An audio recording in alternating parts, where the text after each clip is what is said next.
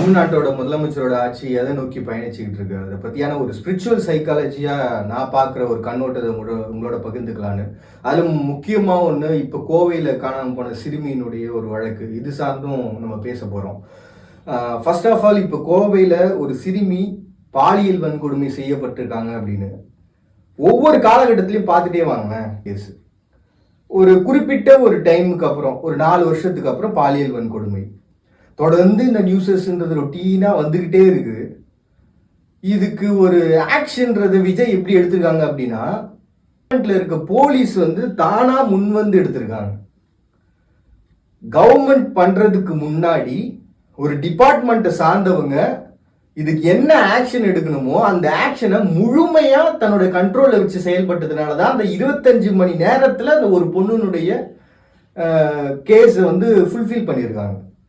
அப்ப எந்த அளவுக்கு ஒரு சுதந்திரம் அப்படின்றது காவல்துறைக்கு விஜய் அவர்கள் கொடுத்திருக்காங்க, அதை நம்ம யோசிச்சு பார்க்கணும் ஃபர்ஸ்ட்.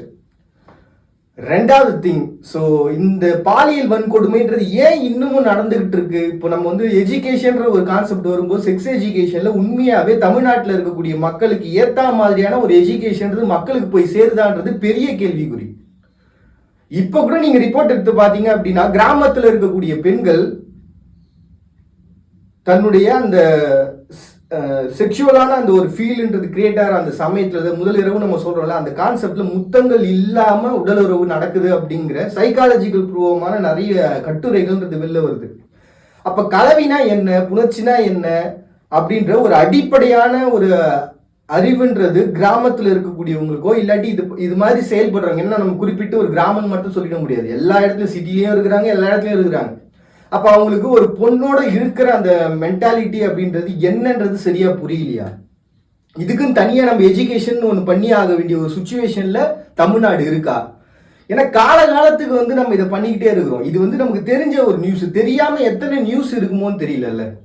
அப்போ கவர்மெண்ட் என்ன பண்ணலாம் அப்படின்னா, இந்த எஜுகேஷன்ற ஒரு கான்செப்டை முதல்ல செக்ஷனா என்னன்றதை புரிஞ்சுக்குங்க. எந்த அளவுக்கு ஒரு கோவிலை நம்ம புனிதமா பார்க்குறோமோ அப்படி ஒரு ஆண் பெண்ணினுடைய ஒரு சேர்க்கைன்றது புனிதமான ஒரு விஷயன்றதை புரிஞ்சுக்கணும். அப்போ அதுக்கு என்ன நடவடிக்கை எடுக்கணுமோ, இல்லை இதுக்குன்னு தனியாக ஒரு குழு அமைச்சு இதுக்குன்னு நம்ம ரோடு ஃபுல்லாக பார்த்தீங்கன்னா தலைவர் வராரு இல்லை அவங்க போகிறாங்க அப்படின்னு சொல்லிட்டு அவ்வளோ நியூஸஸ், அவ்வளோ பப்ளிக்கு நம்ம விளம்பரங்கள் எல்லாத்தையும் பண்ணுறோம். இது இந்த செக்ஸ் எஜுகேஷனுக்காக பண்ணிட்டு போலாமோ அப்படின்னு தோணுது. ஏன்னா தலைவர் வர சொல்லி அவ்வளோ பெரிய பேனர்ஸ் அங்கங்கே வைக்கிறாங்க, இல்லாட்டி ஒரு செவத்துல வரைகிறாங்க. அந்த மாதிரி பேசாம செக்ஸ் எஜுகேஷன் மறுபடியும் நம்ம எப்படி ஒரு குடும்பம் 2 குழந்தை அளவான குடும்பம் அப்படின்னு சொல்லிட்டு நம்ம எப்படி ஒரு காலத்துல இந்த காண்டமுக்கு ஒரு பெரிய விளம்பரம் பண்ணமோ, புலிராஜா கெய்ட்ஸ் வருமோ அப்படின்ற ஒரு கான்செப்ட் விளம்பரம் பண்ணமோ, அந்த மாதிரியான ஒரு விளம்பரம் அப்படின்றது இந்த செக்ஸ் எஜுகேஷன்ல பண்ணா பெட்டரா இருக்குமோ அப்படின்னு தோணுது. சரி, விஜயோடைய ஆட்சிக்கு வருவோம். அவருடைய ஒரு டிராவல்ன்றது எப்படிப்பட்டதா இருக்கு அப்படின்னு நம்ம பார்த்தோம்னா, ஒரு ஃப்ரீடமை விமர்சகர்களுக்கும் சரி அண்டு அவங்களோட துறை சார்ந்த கவர்மெண்ட், அதாவது அரசு எதிலெல்லாம் தன்னை ஈடுபடுத்திக்கிட்டு இருக்கோ அந்த துறை சார்ந்த அத்தனை பேருக்கும் ஒரு பெரிய ஃப்ரீடமை கொடுத்துருக்குறாங்க. அந்த ஃப்ரீடம் என்ன பண்ணுதுன்னா, எல்லாரையும் அவங்களுக்கு ஏற்ற மாதிரி வேலை பார்க்க வைக்குது. இந்த வேலைக்கு இந்த வேலையை செய்யறப்பா அப்படின்னு சந்தோஷமா வேலை செஞ்சுக்கிட்டு இருக்கிறாங்க. ஒரு பக்கம் ஸ்பிரிச்சுவலா நம்ம யோசிச்சு பார்த்தோம்னா, ஒரு குழந்தைங்க முதற்கொண்டு பெண்கள் முதற்கொண்டு ஒரு ஃபேமிலி முதற்கொண்டு ஒரு பெரிய சப்போர்ட்டிவ் கொடுத்துட்டே இருக்காங்க. அதுக்கேற்ற மாதிரி நியூஸஸ் வந்துட்டு இருக்காங்க. பெண் பார்க்க வந்தாங்க அப்படின்னு சொல்லிட்டு ஒரு பக்கம் நியூஸஸ் வந்துகிட்டே இருக்கு. இதை வச்சு நம்ம இந்த கான்செப்டுக்குள்ள வரலாம்.